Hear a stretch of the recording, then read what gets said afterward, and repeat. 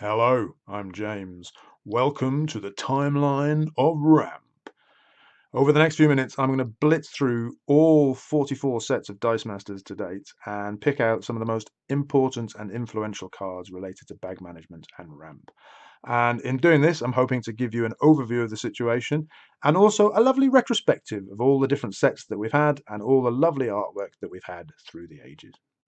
Without further ado, let's kick off with AVX, where we had Big Blue Blocking Beast Mutate 666 and Silver Surfer, who had a global that was like a proto-resurrection global that you had to take damage to use, and Gearing Up, the very first action dice used for Ramp.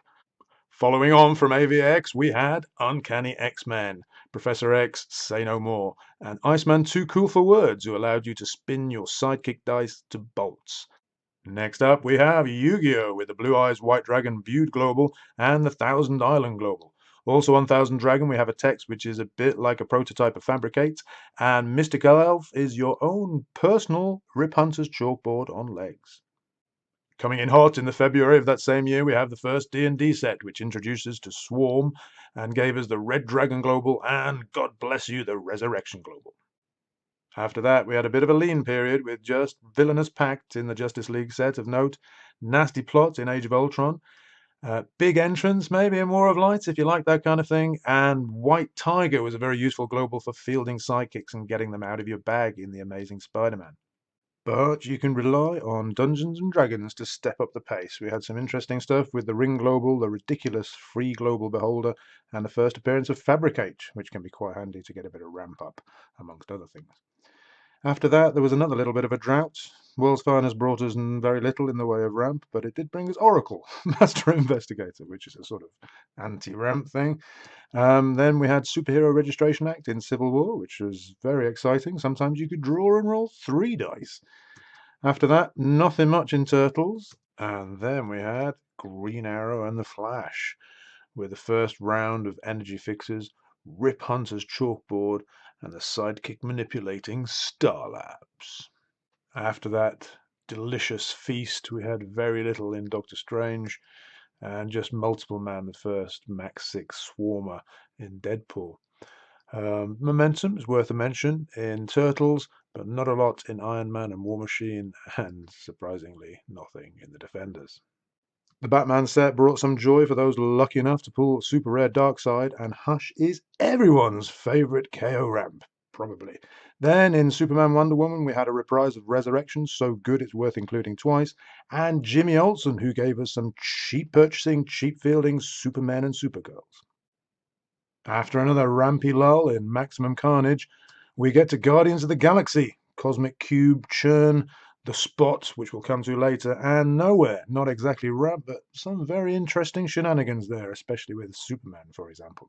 Then, in an event almost as momentous as the advent of the original PXG, we had X-Men First Class, with the mighty Mimic and his friend Professor X. No more, Magnus! The third D&D set brought us Cake, as we know and love it, Candlekeep, which is like a combination of Gearing Up and Nasty Plot, and the dragon-enabling Ring of Winter. As if that were not enough, the new year brought us the mighty Thor, which gave us the next wave of energy fixes, Heimdall, which is like half of PXG, so we called it HXG, and Investigation and Sam Wilson, which both played very well indeed with the previously mentioned Spot. Harley Quinn brought us the omnipresent Throne Brick, and Avengers Infinity brought us the less omnipresent Squad Goals. Then Kree Invasion brought us the Supreme Intelligence Global and the Kree Captain Global, while the Justice Light Lightning team back brought us the much anticipated Atlas, a fist prep global which is not on a basic action card. Warhammer gave us the sidekick fielding Instant War, the psychic sacrificing fetid bloat drone, and the swarming Poxwalker, while its team packs gave us very little in the way of ramp, but some lovely artwork. In Justice, we had the amazing drug that is Clayface, the almighty power that is Power Almighty, and the frankly weird Stretch.